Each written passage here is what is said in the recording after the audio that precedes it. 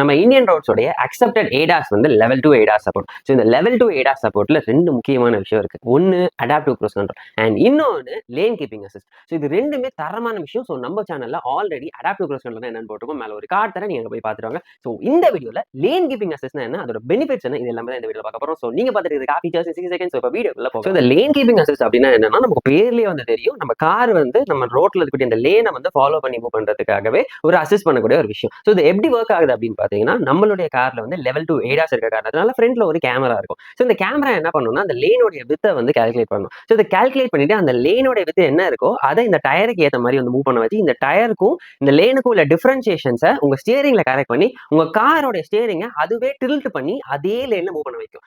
But இது ஒரு குறிப்பிட்ட டிஸ்டன்ஸ் வரைக்கும் தான். அதாவது அந்த லேன் எவ்வளவுக்கு ஸ்ட்ரைட்டா போகுதோ அவ்வளவுக்கு இந்த லேன் கீப்பிங் அசிஸ்ட் ப்ராப்பரா ஒர்க் ஆகும்.